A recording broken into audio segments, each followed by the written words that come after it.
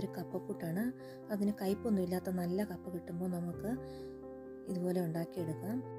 അതിനായി ഒരു കപ്പക്കിഴങ്ങ് എടുത്ത് പൊളിച്ച് അതിൻ്റെ നടുവിലത്തെ നാരൊക്കെ കളഞ്ഞ് ചെറുതായി ഗ്രേറ്റ് ചെയ്തെടുക്കാം. അതിലേക്ക് കുറച്ച് ഉപ്പിട്ട് ഒരു 5 മിനിറ്റ് നമുക്ക് വെക്കാം. അത് ഈ കപ്പയുടെ നീര് നമുക്ക് പിഴിഞ്ഞ് കളയാൻ എളുപ്പത്തിന് വേണ്ടിയാണ് ഉപ്പിട്ട് തിരുമ്മി വെക്കുന്നത്. അതിനുശേഷം ഇതുപോലെ നമുക്ക് പിഴിഞ്ഞെടുക്കാം.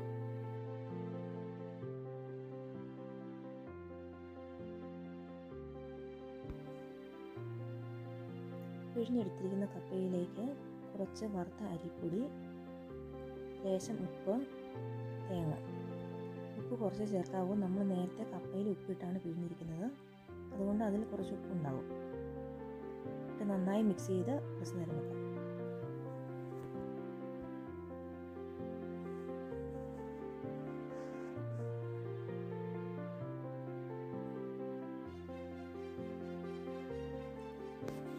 കപ്പയ്ക്ക് വേണ്ടി ഒരു കറിയും കൂടെ നമ്മൾ ഉണ്ടാക്കുന്നുണ്ട്.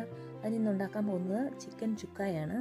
അതിനായിട്ട് കുറച്ച് ചിക്കൻ കഴുകിയെടുത്തിട്ടുണ്ട്. അതിലേക്ക് കുറച്ച് ഉപ്പ്, മഞ്ഞൾപ്പൊടി, ഒരു നാരങ്ങയുടെ നീര് പിഴിഞ്ഞൊഴിച്ച്, ഒരു നാരങ്ങ വേണ്ട അതിൻ്റെ പകുതി നീര് പിഴിഞ്ഞൊഴിച്ച് അരമണിക്കൂർ നമുക്ക് റെസ്റ്റ് ചെയ്യാൻ വെക്കാം. ഈ സമയം ഒരു പാത്രത്തിൽ എണ്ണ ഒഴിച്ച് സവോള ഇട്ട് നന്നായി ഫ്രൈ ചെയ്തെടുക്കാം.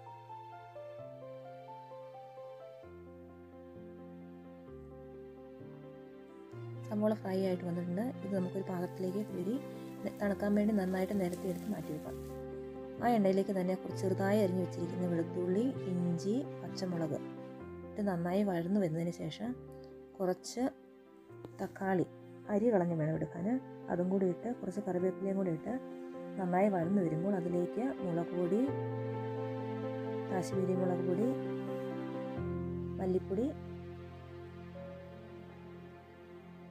ഗരം മസാല ഇതിട്ട് നന്നായി ഒന്നും കൂടെ വഴറ്റിയെടുക്കാം.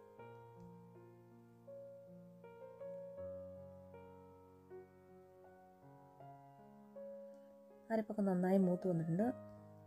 അതിലേക്ക് നമ്മൾ മസാല വരട്ടി വെച്ചിരിക്കുന്ന ചിക്കനും കൂടി ഇട്ട് കൊടുത്ത് ലോ ഫ്ലെയിമിൽ ഇളക്കി നന്നായി മൂടി വെച്ച് വേവിച്ചെടുക്കാം. ഇതാ ചിക്കൻ 3/4 ഭാഗത്തോളം വെന്ത് വന്നിട്ടുണ്ട്. അതിലേക്ക് നമ്മൾ നേരത്തെ ഫ്രൈ ചെയ്ത് വെച്ചിരിക്കുന്ന സവോള കൈകൊണ്ട് നന്നായി തിരുമ്മി ഉടച്ച് ഇതിലേക്കിട്ട് ലോ ഫ്ലെയിമിൽ വെള്ളം നന്നായി വറ്റിച്ചെടുക്കാം. വെള്ളം വറ്റി വരുമ്പോൾ അതിലേക്ക് കുറച്ച് ഗരം മസാല പൊടിച്ചത്, കുറച്ച് കുരുമുളക് പൊടി, കുറച്ച് കറിവേപ്പിലയും കൂടി ഇട്ട് നന്നായി ഒന്നും കൂടെ വഴറ്റിയെടുക്കാം.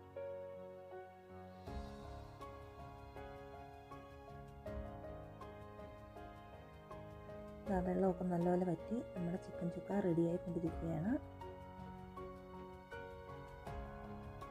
കറി റെഡി ആയിട്ടുണ്ട് കേട്ടോ. ഇനി നമുക്ക് പുട്ടും കൂടെ റെഡിയാക്കിയെടുക്കാം.